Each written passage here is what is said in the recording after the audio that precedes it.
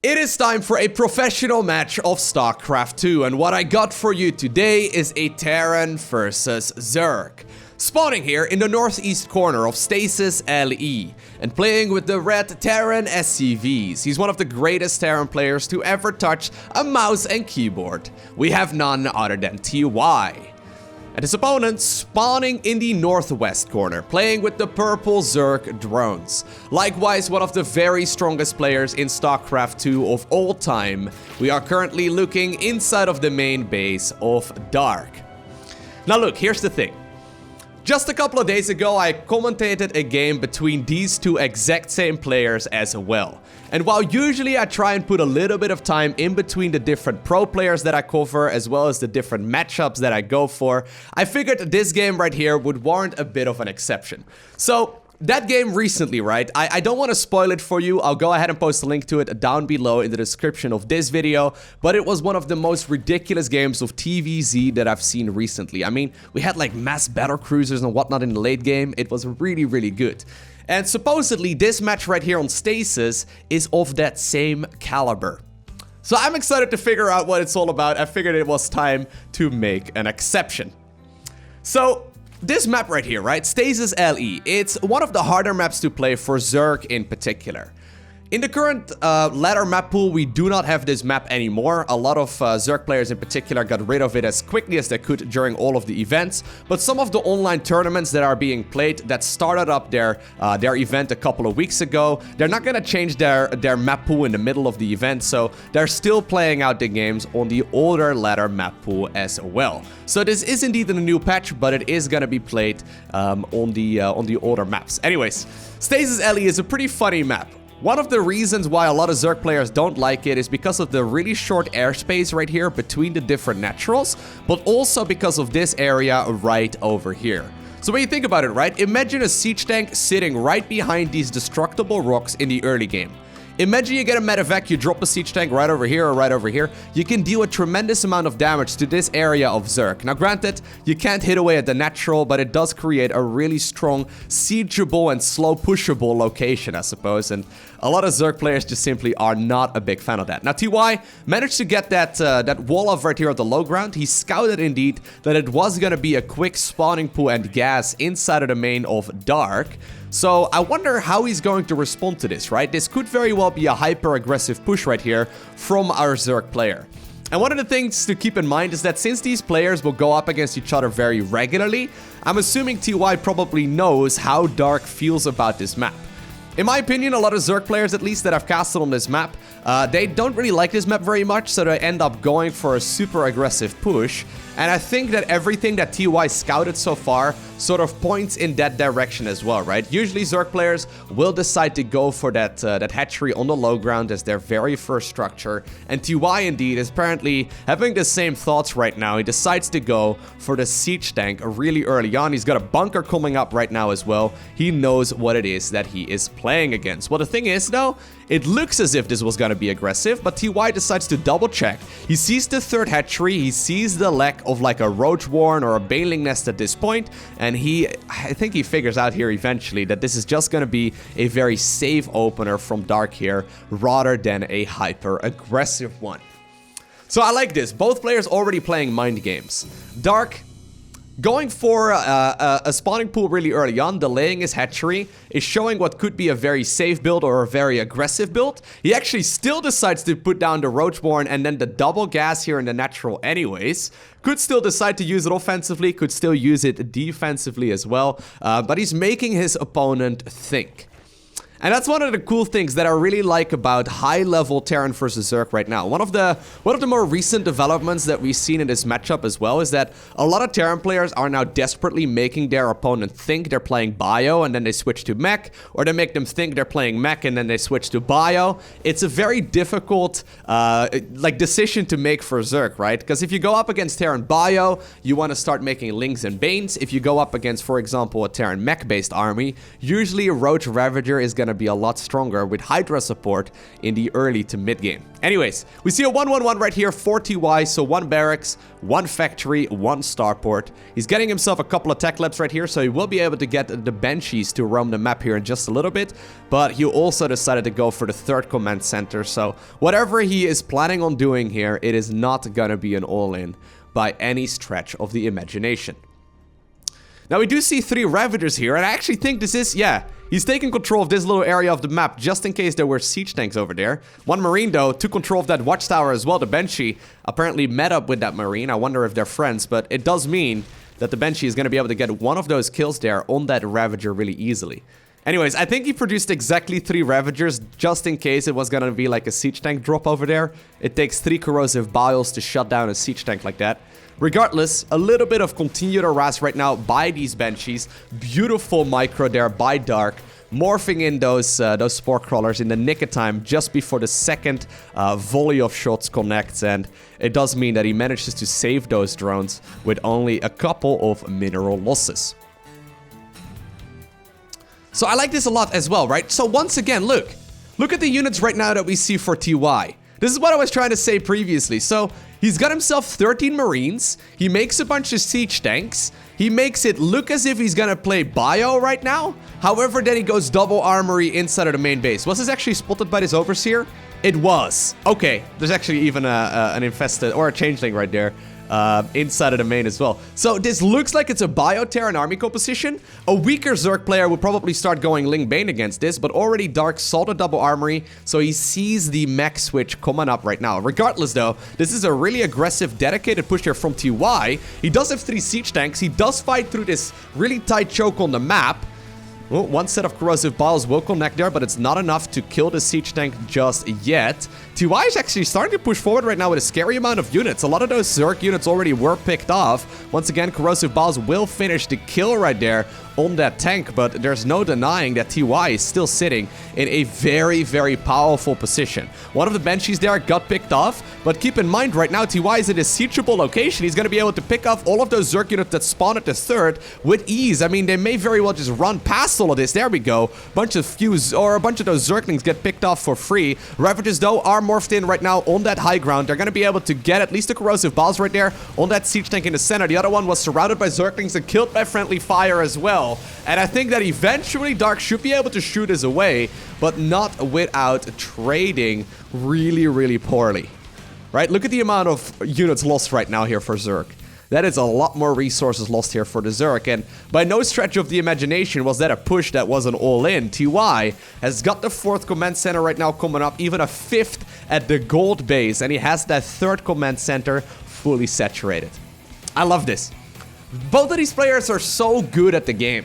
Like, this is the level of play where you look at it and you're like, huh, I wish I could do this, but I'm probably never going to be able to get to this level, right? The tricks that they're playing against each other. Dark going for the gas really early on, getting the spawning pool, delaying the hatchery, making his opponent think it was going to be an aggressive push. TY responding with hyper defensive style. Dark then transitioning towards the 3rd base, which gets scouted immediately.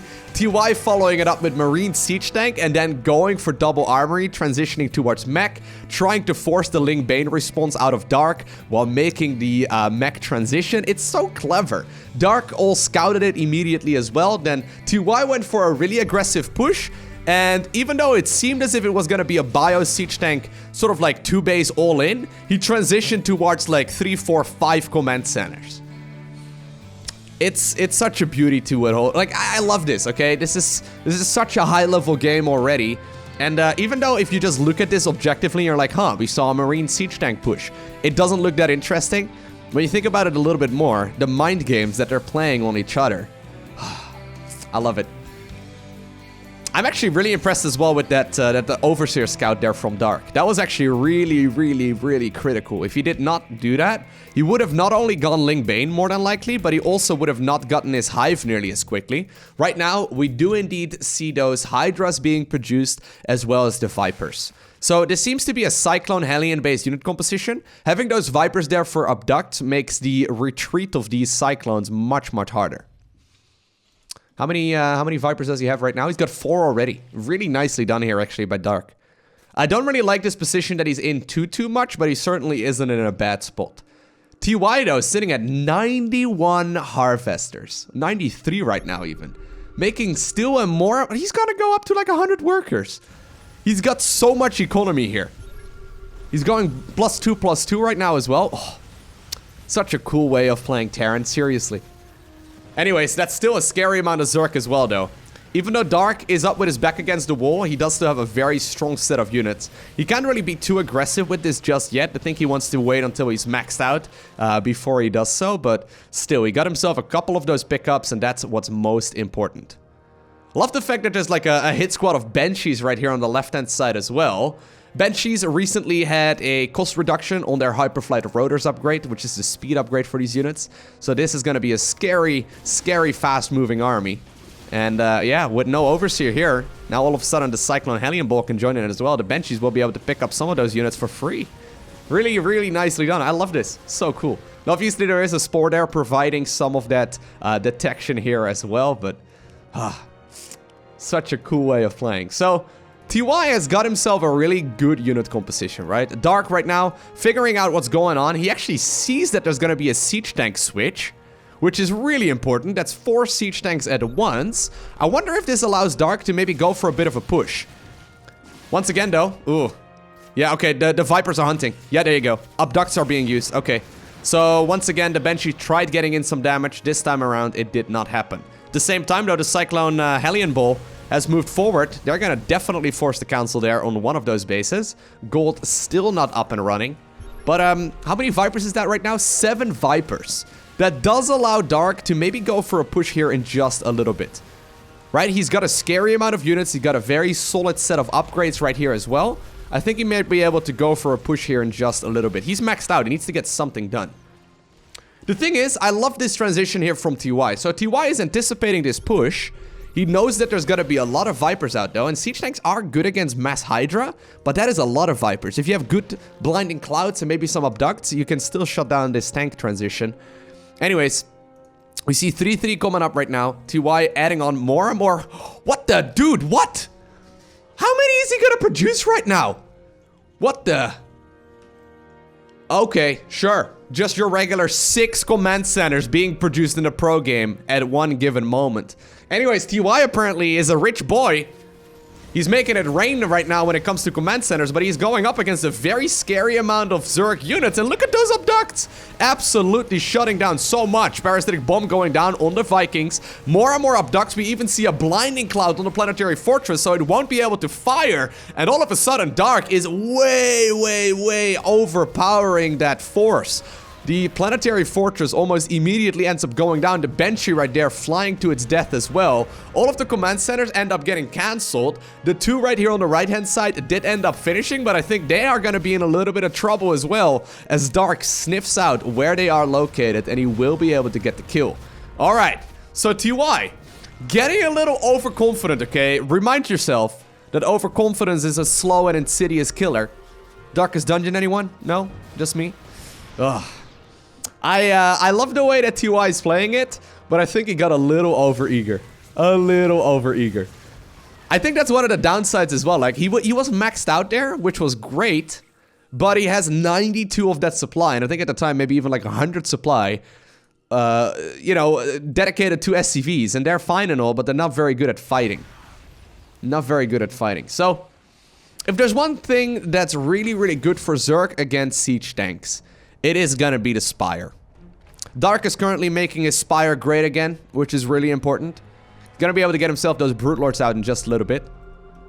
At this point, there's not really much of a counter for any kind of Brute Lord play. Keep in mind, those Vipers from earlier are still around, and obviously there's still Hydras as well, so Vikings should be dealt with relative ease.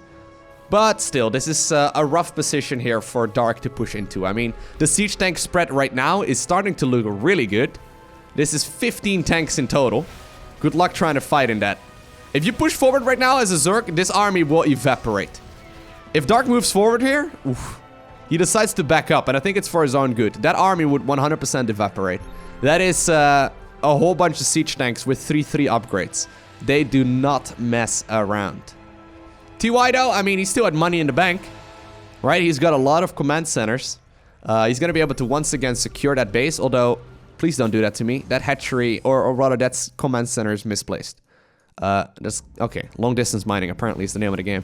Couple of Hellions here, trying to sneak by. They're trying to kill whatever Zerg units they can. This is so strange though, right? The fact that, like, it's actually the Terran player who has way more economy than Zerg.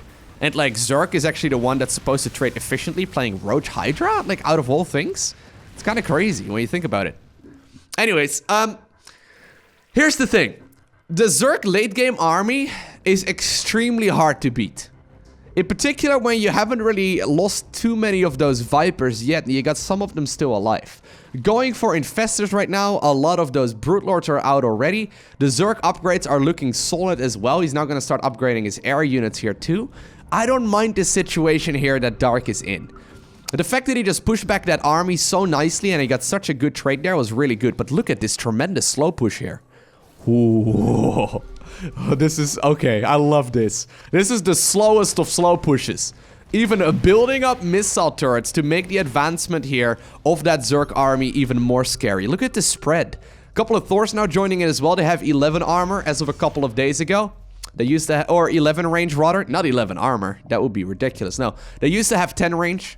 Right now they have 11 range, which is one more than Brute Lords. So they can technically outrange them quite comfortably, but I love this. The slowest of slow pushes here with the missile turrets and whatnot added as well. It's going to make it very difficult for this Corruptor-based force to move forward, as well as obviously for those Vipers to cross the distance. And I think that that hatchery will once again be picked up.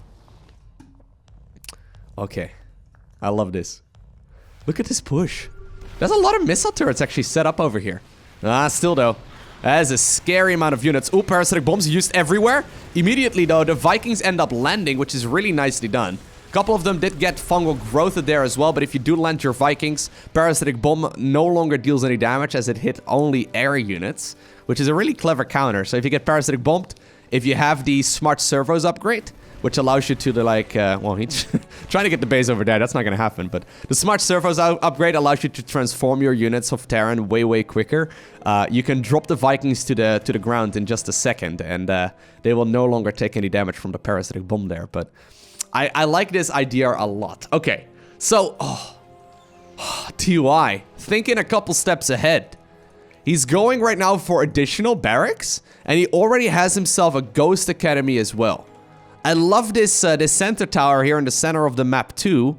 If you look at the minimap, you can sort of see the white outline of exactly what Terran can see. He knows where this army is located, and thus he can scan exactly where the Zerg player is located. The slowest of pushes, man. Still though, this Zerg army is not to mess around with, and that's kind of the thing, right? That's a lot of supply caught up in Brute Lords, and I'm looking at this right now. There's not a whole lot to counter those Brute Lords just yet. Ghosts are being produced. There's a Ghost Academy right here as well. Currently no nukes available, but I wouldn't mind seeing one. Okay, we do see the cloaking upgrade starting up right now, so he's gonna be able to get himself those cloaking upgrades in just a little bit. That's still a lot of Thors, but Thors, while they're pretty good, I don't think they're gonna be the best counter when it comes to fighting those Brute Lords, and that's the real issue right now. TY is trying to move forward. Once again, parasitic bombs are being utilized. He's gonna be able to split up some of those Vikings to continue fighting here as well. Looks like the Corruptors here eventually will be picked off, and while the Brute Lords did push back some of those siege tanks, they're not gone just yet. There's still a lot of those sensor towers as well as missile turrets set up in the map, but you see that Dark has a really big force, and a combination of fungal growth as well as parasitic bomb certainly did seem lethal right there on a whole bunch of those Vikings. And even though I like this push here from TY quite a bit, it just barely did not work out in his favor here. Look at these low hit points Vikings. He needs to get out. A couple of SCVs apparently being utilized right there as well to repair up those Vikings, but this is the thing where TY might be in some trouble. How are you gonna kill this late game Zerg army? He's tried it a couple times, right, to get a really big army out. He ended up losing all of his units over here once. Right now, it basically ended up also shutting down that really slow push through the center of the map.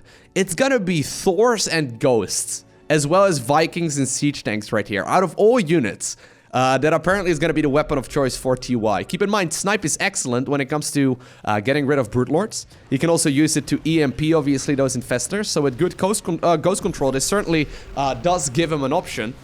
Oh, the Vikings trying to get a little bit of damage in.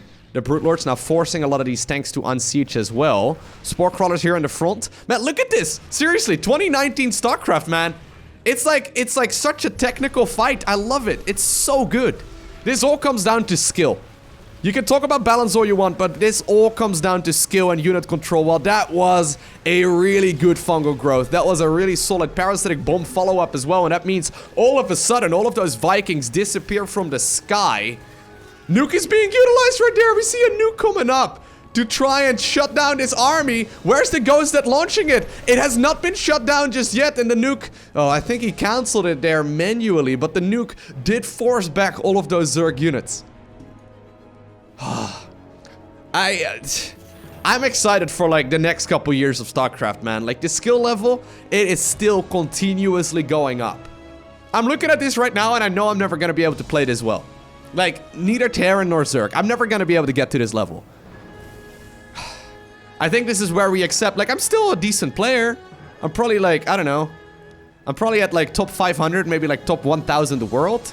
But I'm just not capable of executing this to like this level of skill. It's... And these guys, they seem to just be getting better and better and better. I'm excited to see where this is all gonna settle, because it's such a variety of stuff. I mean, who would have expected it's gonna be a fight between spore crawlers and missile turrets, out of all things? Right? But they actually are a really important component here. Since both players are maxed out, they resort to static defense to make their forces even better. That sensor tower, once again at the front, I don't think its days are gonna be that long. I don't know if there's someone inside of that sensor tower, but... Oh, EMP is being utilized there. He's trying to get the correct hit, but that was a big fungal growth once again that allows these Brute Lords to start closing the distance. I love the fact that a bunch of those Overseers got added into the mix as well. Makes it hard for TY to really get the damage in there with those Vikings. So the target fire down a bunch of those Corruptors. Dark is pushing forward. At the same time, we see Hellbats moving inside of the main base. There's a couple of Thors going up with the counterattack right here on the northern lane of this map. This one siege tank apparently is going to try and kill whatever they can as well. The planetary fortress, though, on the southern end of the map, looks like it will end up falling. And Zerg's army is massive, but it's also extremely immobile. Keep in mind, TY, he's still happily mining right here on the right-hand side of the map. He still has a really big force. And sure, he ended up losing one command center right now. He traded it for what seems to be a whole lot more. Right? The Hive might even end up going down. If he gets one of those spires, that would be huge. So maybe that's it, guys. Maybe you just like dedicate, I don't know, 100 supply worth to the main fight, so you get yourself a whole bunch of static defense, and then you use part of your army to counterattack instead. This is massive. Dark is not going to be able to finish those upgrades there, and that is all of a sudden going to make this unit composition so much weaker. Still though, TY is throwing away a lot, right? He's throwing away a lot of stuff there, and he's actually going to start running low on resources here. Are you kidding me? Dude, the main, the third, the natural, all of these bases that were taken early are gonna run out. That's the one downside, I guess, of playing 100 SCVs, going mass mule. You mine out your bases. You mine out your bases so quickly. So wait, hold up. What are the units lost like right now? Yeah, look at the Terran losses. TY, he's mining out his bases, and he's running out of money. He did lose so much more than his opponent, and Dark, he has been standing strong with an army that is, I guess, technically inferior, but he's not really capable of losing here with this unit composition yet either.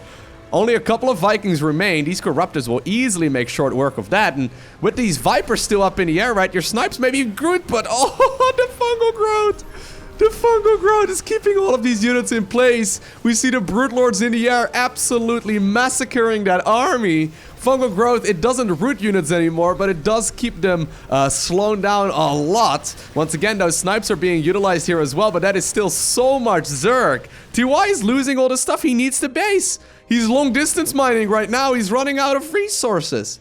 And Zerg, while he ended up losing a lot there as well, don't get me wrong, Dark ended up losing a ton there too. His unit composition has been more cost efficient. Right now, he's gonna go back to Infestors. Apparently, a lot of those Vipers as well as Queens. So he is gonna base his unit composition around a lot of spellcasters. And if there's one unit for Zerg that's really cost efficient, it's basically all the spellcasters. From Queens to Vipers to Infestors. They're all phenomenal. And even though TY's position here was really good earlier, I'm starting to look at this right now. Dark is still happily mining. He ended up losing a couple bases, obviously, which is nice, or not nice for him, but he still has more resources that are coming up. I guess, yeah, right now, look, SCVs are being sacrificed. He's trying to long distance mine his opponent's gold. He needs to, like, open up some supply. But the thing is, Dark still has a massive bank. Look at the bank. Look at the resources he's got. He's even making some Zerglings right now. Once again, though, a nuke will be utilized there. Dark is gonna push forward. He's gotta be careful. He's gotta be so careful. Okay, so the ghost there did end up getting killed. The one that was launching that nuke. That would have been massive. Once again, big fungal growth on a lot of those ghosts once more. Those Brute Lords are trying to close the distance. They're getting rid of all of those siege tanks. Obviously, fungal growth also reveals these ghosts. So even though they're cloaked and there's no detection here. Well, I guess there's a spore crawler, eh? But, at some point, okay, I'm gonna commentate a game and I'm just gonna, like, make action sounds. Like, look at this! He's trying to drop mules to give his opponent less resources. He's got so much energy. He needs to mine his base, but he's got so much energy. He's stealing minerals right there with mules, so his opponent can't have them. Are you kidding? Like, that's where he's spending his energy. If he's harvesting with mules there, it means he's stealing minerals. They disappear. If they don't bring it back to a planetary or a command center, they disappear. This is actually the base right here in the southern end of the map that's gonna be key. Dark still has a big bank, though. Oh my god. I think he's actually done it. There's no more mining really here for Terran. No way. Oh my god. So, I guess the idea for Dark is just to defend. He knows the situation this will lead into. He knows that his opponent is gonna run out eventually if he gets that many workers and that many command centers. Once again, though, we do indeed now see another nuke coming up. He's gotta be careful. Oh, okay, the ghost does get sniped there. Great target firing there on those Brute Lords. Dark ended up shutting down that, oh, the one spore crawler, man. It's just there for detection. This is the detection right here together with, like, who needs overseers when you got spore crawlers and fungal growth? And I think the base over here is gonna mine. Yeah. TY needs to push this back. He needs these resources. Interestingly enough, some of the mineral patches there are running low, but look at the fungal growths. Once again, shutting down so much of that Terran army. Dark is smelling blood, and TY is indeed the one who is forced out of the game. So look, maybe this game wasn't as fancy when it came to, like, mass battle cruisers, right? But man, is the skill level ridiculous. I hope you enjoyed watching this match. If you did, I mean, if you made it until this point, you did not. I don't know what's wrong with you if you like StarCraft, but if you did, hit that like button. Do me a favor, hit that like button. And if you want to see more, I know you do. If you watched it all the way until this point in the video, right? Hit that subscribe button so you get notifications as soon as future videos go live. I know I mention it in every video, but I know, like, I believe like 55% or so of all my views come from people that aren't subscribed, which is interesting. Hit that subscribe button if you like the content, guys. It gives you notifications and, like, helps me, you know how many people might be watching my videos in the future. It's pretty cool. Anyways, for now, I want to thank you for watching. Have an amazing day. Do not forget to smile, alright? And I will see you once again in the next one.